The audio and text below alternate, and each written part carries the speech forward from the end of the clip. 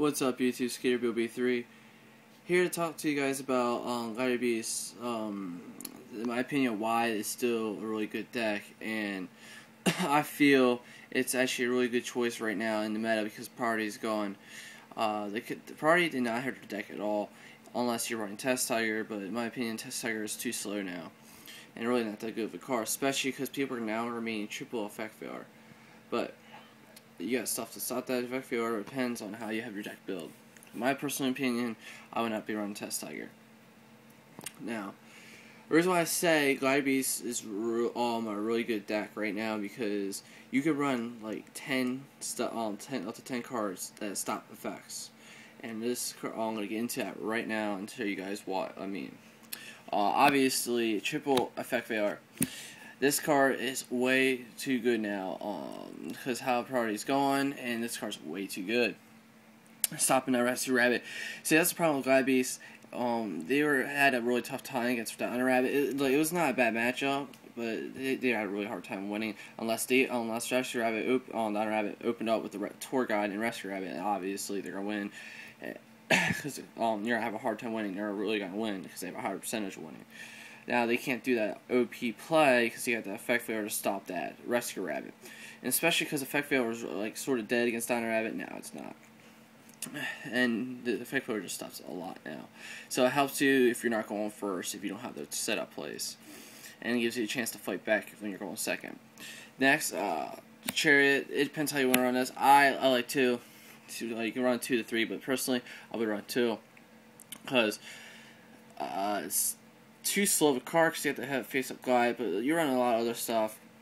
You're not going to have a glide a lot, and especially how everything is now, it's hard for glide to stay on the field because people run a lot of removal and stuff like that.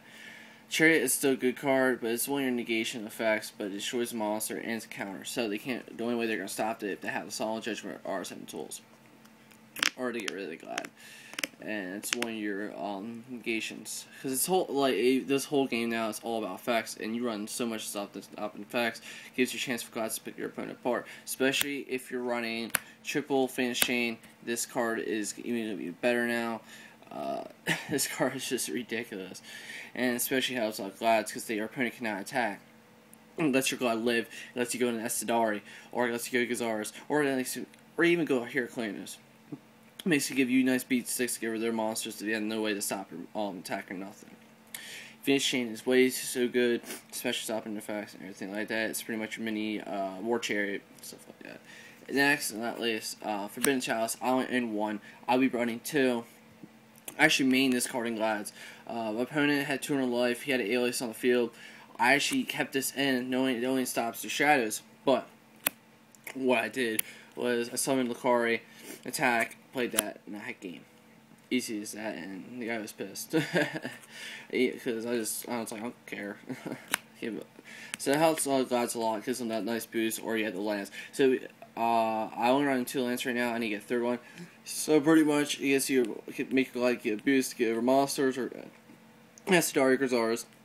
In case you can't tell you, basically get a BB6.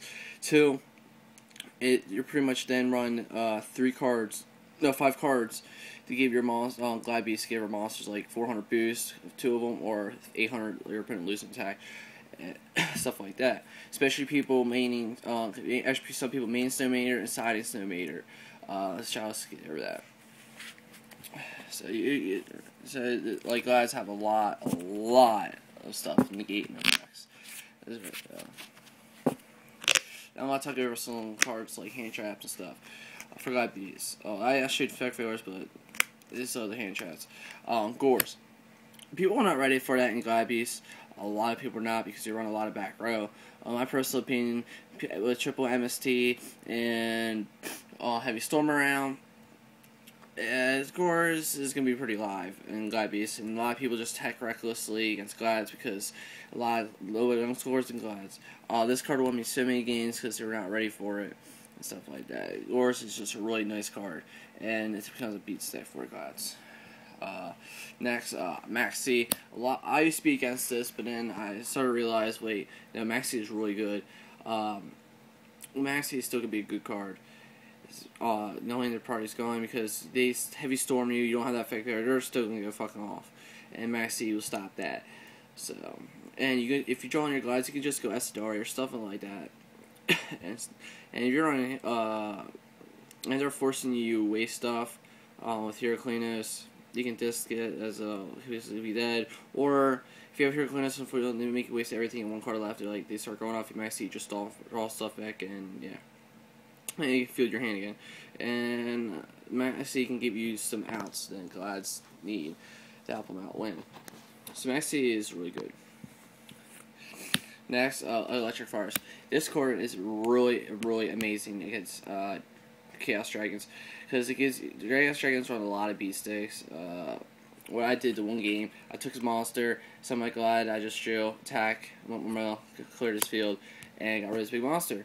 And I did damage with the monster, did a lot of damage. So Electric Forest is really good to get you around big monsters. If you have two big monsters, take the bigger monster, attack another big monster, and then you glide and attack through and go Morel. So this could open up a lot of options for Glide Beasts against Dragon decks, especially I think Lagging and Dull-Color Dragons still, so you can take them. The last one, Elite's DD Crow. If you're going first, or the Inzektors, you don't have to stop their effects with Inzektors, you can just DD Crow their Hornet, and it hurts them. And if they don't, if they're the rolling, Alistair was talking about, if they use effect and they only have one Hornet in the grave, DD Crow their Hornet, you get to see their hand.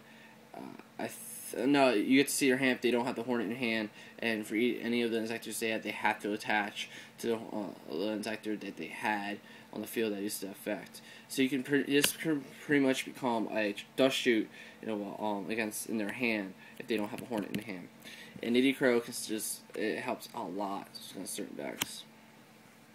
But yeah, this is also a little insight about my opinion why Glide Beast is still a really good deck. That's why I'll be running for YCS Philly. I was gonna run it at YCS Philly before even party I was gone. I've been working a lot on the deck, and it's been tested really well against the top 2 decks. It's the way build I have right now. I'm having no problems against Chaos Dragon, having no problems against Inzektors, no problems against Dino Rabbit. I haven't really placed a test against Windups yet. I'll test that out.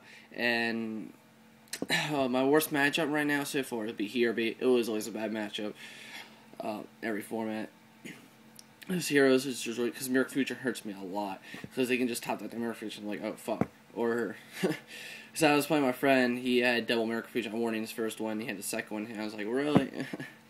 It's just, it hurts. The Hero Beat is really hard for me. But yeah,